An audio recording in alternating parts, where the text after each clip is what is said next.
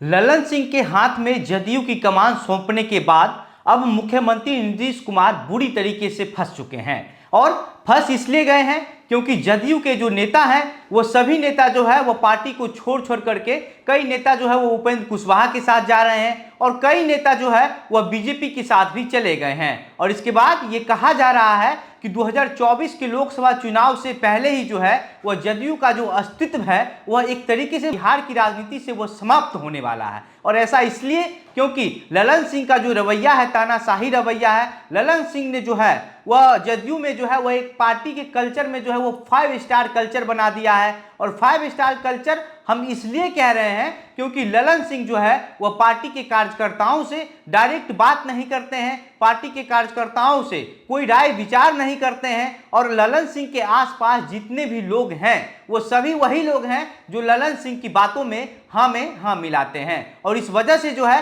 Party के कई कार्यकर्ता जो है वो नाराज हैं। अभी जैसे उपेंद्र कुशवाहा की बात कर लीजिए तो उपेंद्र कुशवाहा जो है वह जदयू को पूरी तरीके से तोड़ने में लगे हुए हैं। हालांकि उपेंद्र कुशवाहा बार बार जो है नीतीश कुमार के प्रति अपनी संवेदना व्यक्त करते रहते हैं कि उनको नीतीश कुमार की चिंता होती रहती है, लेकिन इसके बावजूद भी जो है उपेंद्र कुशवाहा व जदयू के नेताओं को अपने पक्ष में लाने की कोशिश कर रहे हैं। अभी उपेंद्र कुशवाहा का ऐसा टारगेट है कि जो जदयू का जो विभिन्न प्रकोष्ठ है, जो अलग अलग चीजों, जो किसान प्रकोष्ठ है, जो जिला प्रकोष्ठ है, उन सभी प्रकोष्ठ को पहले तोड़ने की, उसको भंग करने की कोशिश कर रहे हैं। और उसके बाद खबरें ये भी है कि जिस तरीके से जदयू के जो छोटे नेता है पहले प्रकोष्ठ को भंग कर दिया जाएगा और प्रकोष्ठ के जो नेता है उसको उपेंद्र कुशवाहा अपने साथ शामिल करवा लेंगे। और उसके बाद जो है चुनाव से पहले ही जदयू के जो कई बड़े नेता हैं जो ललन सिंह से नाराज चल रहे हैं, जिनको ललन सिंह का नेतृत्व पार्टी में स्वीकार नहीं है, वो सभी नेता उपेंद्र कुशवाहा के साथ चले जाएंगे।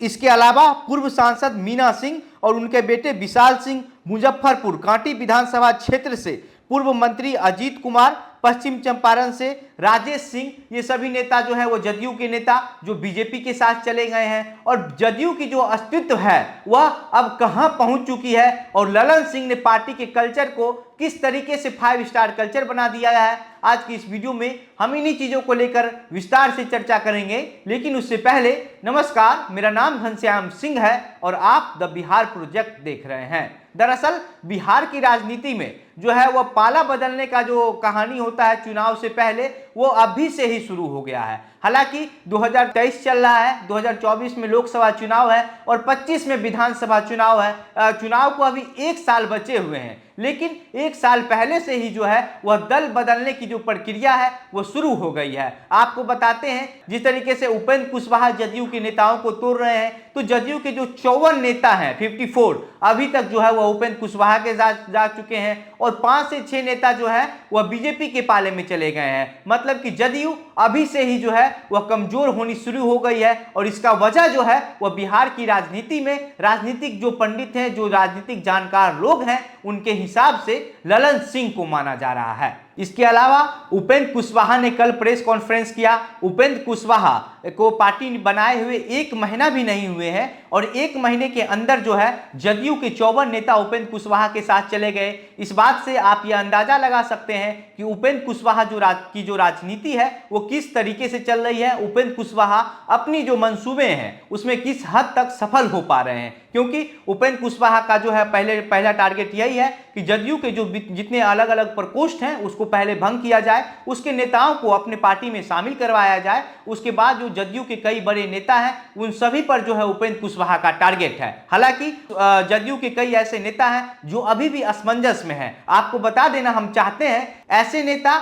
जो राजद के कैंडिडेट को हरा करके जदयू की पार्टी की तरफ से जो है वह जीत कर आए हैं, मतलब कि राजद के कैंडिडेट को हराए हैं और जदयू के विधायक बने हैं। अब जब जदयू और राजद की गठबंधन हो गई है तो ऐसे नेता जो जदयू के नेता हैं वो काफी असमंजस में है कि अब जो है फिर से तो पार्टी का गठबंधन हो गया, उनका क्या होगा, क्या उनको टिकट दिया जाएगा आगामी विधानसभा चुनाव में या फिर नहीं दिया जाएगा, और पार्टी में उनकी क्या कद्र रह जाएगी, पार्टी में उनकी कितनी इज्जत, कितनी सम्मान बच जाएगी। इस वजह से जो है जदयू के कई नेता अभी भी असमंजस में है। कहा यह जा रहा है कि ऐसे जो नेता हैं जो कुशवाहा जाति से आते होंगे वो नेता भी उपेंद्र कुशवाहा के साथ जा सकते हैं। इसका एक कारण यही है कि उपेंद्र कुशवाहा अपने पार्टी के सभी नेताओं और कार्यकर्ताओं से खुलकर बात करते हैं, किसी भी मुद्दे पर जो है वो सभी लोगों से विचार विमर्श करते हैं और उसके बाद ही जो है वो पार्टी में कोई निर्णय लेते हैं। तो वहीं दूसरी तरफ जेडीयू में ललन सिंह जो है वह अपने हिसाब से पार्टी को चला रहे हैं। कार्यकर्ताओं से सुनना तो बहुत दूर की बात है, ललन सिंह आम कार्यकर्ताओं से बात तक करने को तैयार नहीं है और इस वजह से जो है जेडीयू के कई कार्यकर्ता जो है वो नाराज हो चुके हैं। बाकी इस पूरे मामले पर बीजेपी के जो नेता संजय जायसवाल ने भी जो है वो अभी खुलकर बोला है। बीजेपी के नेता संजय जायसवाल का कहना है कि जेडीयू के कई ऐसे नेता हैं जो अंदर ही अंदर काफी परेशान हैं और उनकी परेशानी का वजह संजय जायसवाल ने यह बताया है कि जो नेता है वह कई दशकों तक जो है वह जंगल राज के खिलाफ लड़ाई और आज फिर नीतीश कुमार जो है जेडीयू का जो कमान है, पार्टी का जो कमान है, जो पार्टी का जो करने का जो नेतृत्व है वो सब फिर से एक बार जो है वही परिवार के हाथ में सौंप दिए हैं और इस वजह से जो है जेडीयू के कई नेता जो है वह नाराज हैं और संजय जायसवाल ये दावा करते हैं कि कई नेता जो है जेडीयू के वह बीजेपी में बहुत जल्द आने वाले हैं। इसके अलावा संजय जायसवाल ने यह भी कहा है कि जो नीतीश कुमार की पार्टी है वह पार्टी में अब कोई जान नहीं बच रही है, क्योंकि उस पार्टी का जो अंदर की जो चीज़ें हैं वो अब निकल कर धीरे धीरे जो है वो बाहर आनी शुरू हो गई है। मतलब कि मीडिया के साथ साथ जो है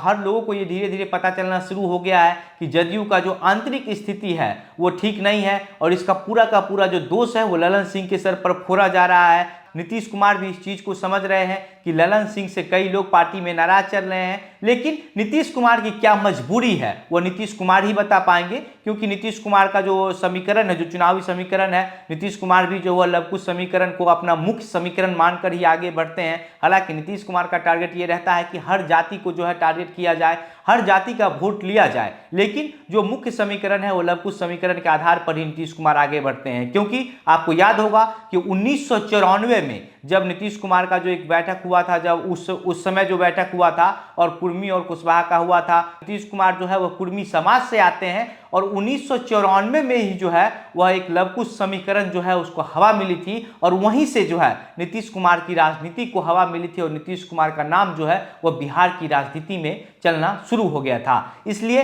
नीतीश कुमार को ये पता है कि नीतीश कुमार का जो मुख्य चुनावी समीकरण है वो लवकुश समीकरण ही है और जिस तरीके से उपेंद्र कुशवाहा और बीजेपी के साथ साथ पार्टी में रह करके पार्टी के राष्ट्रीय अध्यक्ष ललन सिंह जिस तरीके से नीतीश कुमार को नुकसान पहुंचा रहे हैं, ऐसे में साफ तौर पर ये कहा जा सकता है, ये समझा जा सकता है कि अगर जेडीयू का जो स्थिति है वो इसी तरीके की रही तो 2024 के चुनाव से पहले ही पार्टी की अस्तित्व जो है वह मिट्टी में मिल जाएगी। बाकी इस पूरे मामले पर आपको क्या लगता है, आपके क्या विचार हैं? क्या आपको लगता है कि जेडीयू का जो नेता है वो ललन सिंह के नेतृत्व से खुश हैं, या फिर आपको जो भी विचार हैं अपनी बातें हमें कमेंट बॉक्स में लिखकर बताइए। वीडियो को शेयर करके ज़्यादा से ज़्यादा लोगों तक पहुंचाइए। आप द बिहार प्रोजेक्ट देख रहे थे, मेरा नाम घनश्याम सिंह है। बहुत बहुत धन्यवाद।